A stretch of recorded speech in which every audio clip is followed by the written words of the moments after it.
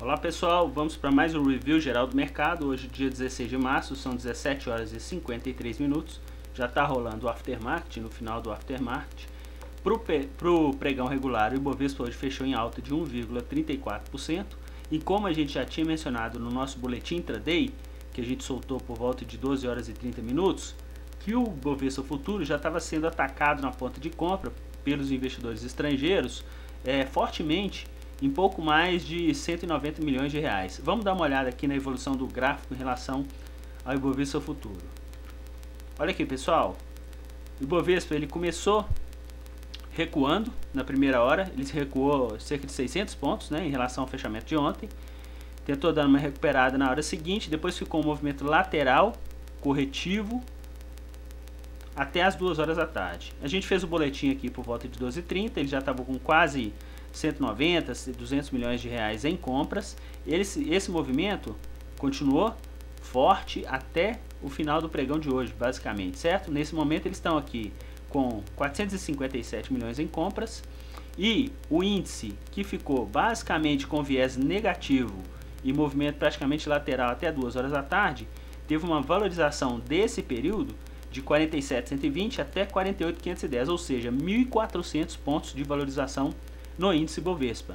O fluxo já estava antecipando esse movimento. A gente percebe que o fluxo estrangeiro ele antecipou esse movimento, inclusive com esse movimento comprador bastante intenso, diferentemente ao que a gente estava observando nos pregões anteriores. Inclusive ontem foi um dia de desvalorização para o índice e eles atuaram fortemente na venda. Então é o seguinte, hoje o que? Mudaram a chavinha, botão de compra, mudar esse sentido, e a gente percebeu isso durante o pregão. A gente fez um boletim aqui 12h30, eles já estavam fortemente na ponta de compra e anteciparam o movimento dos preços, que se valorizaram cerca de 1.400 pontos através da mínima alcançada aqui às 2 horas da tarde, próxima à mínima do dia em base horária, nos 47 mil pontos. Pessoal, no dólar eles começaram o dia vendedores. Lembra que a gente ontem chegou a mencionar que ontem eles terminaram o dia vendedor também. E que se caso hoje a moeda americana amanhecesse em alta, provavelmente eles iam correr atrás desse prejuízo.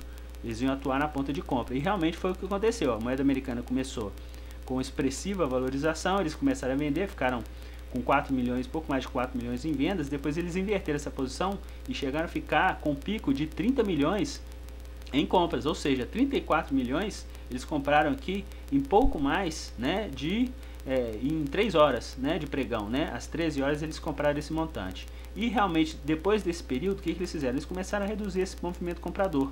Quer dizer, começaram a vender e nesse exato momento eles estão com um pouco mais de 4 milhões de reais em compras. Desde quando eles começaram a vender, a gente percebe aqui também o que? Evolução dos preços para baixo.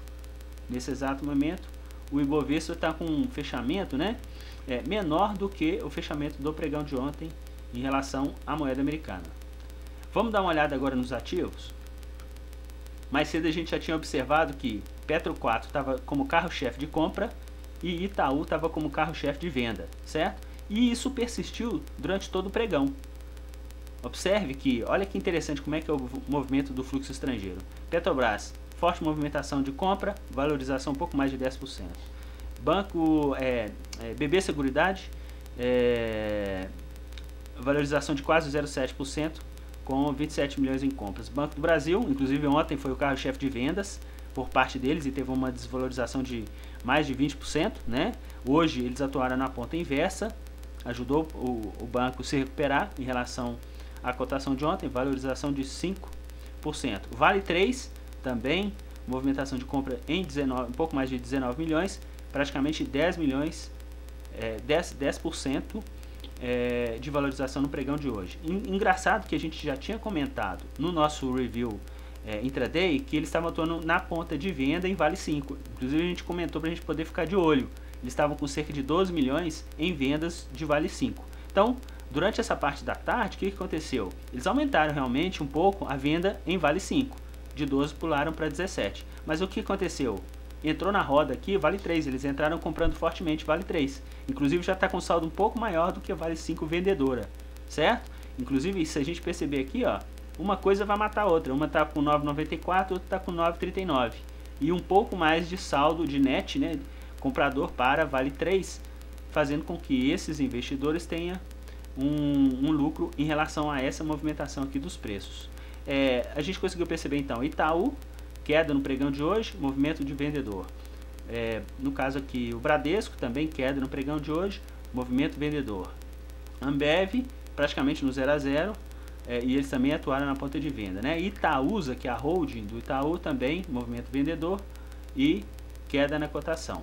Se a gente perceber aqui os quatro primeiros ativos aqui, se a gente somar esse volume, que realmente é os que são mais expressivos das 10 maiores vendas, somente esses 4 primeiros ativos aqui, eles correspondem a um pouco mais de 240 milhões de reais em vendas. E se a gente vê aqui a variação dos preços, realmente condiz com o movimento vendedor. Aqui eles não perderam dinheiro, certo? A gente teve desvalorização para os ativos e o movimento de venda. Aqui é a mesma coisa, se a gente pegar esses 4 primeiros ativos aqui, que estão com fluxo positivo, dá pouco mais de 150 milhões.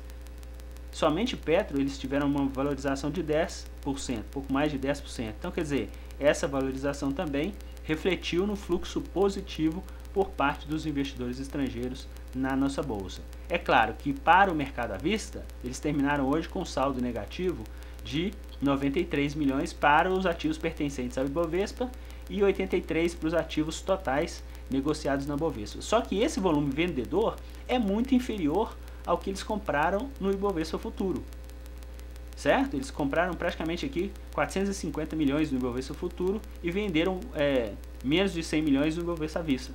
Então, é interessante a gente observar que eles mudaram a mão no Ibovespa Futuro e realizaram um pouco de lucro para o mercado à vista. Inclusive, um dos ativos com maior peso de venda, Itaú, no pregão de hoje. Itaú e Bradesco aqui foram responsáveis de praticamente 170 milhões em vendas por parte deles, né? Inclusive foi refletido nos preços. Em relação ao preço médio que foi negociado por esses investidores e a cotação atual, eles estão aqui com o net positivo, um pouco mais de 5 milhões de reais de lucro, inclusive já encerrando o pregão, né? São 18 horas. E a gente vai observar no dia de amanhã se realmente a gente continua com esse ímpeto positivo por parte dos investidores estrangeiros, principalmente hoje, que eles inverteram a mão no Ibovespa Futuro, coisa que a gente não observava há muito tempo atrás. Eles estavam realmente com um movimento vendedor muito forte para os contratos do Ibovespa Futuro sendo negociados no mercado futuro. Eu fico por aqui. Pessoal, espalhem aí para os amigos nas redes sociais, as pessoas que vocês conhecem, que eu acho que essa informação é bem relevante para o investidor pessoa física que atua no nosso mercado. O poder do fluxo estrangeiro através das corretoras estrangeiras que a gente acompanha no nosso mercado e a influência dela no comportamento dos preços. Pessoal, é isso que eu tinha para dizer. Até o nosso próximo vídeo. Tchau, tchau.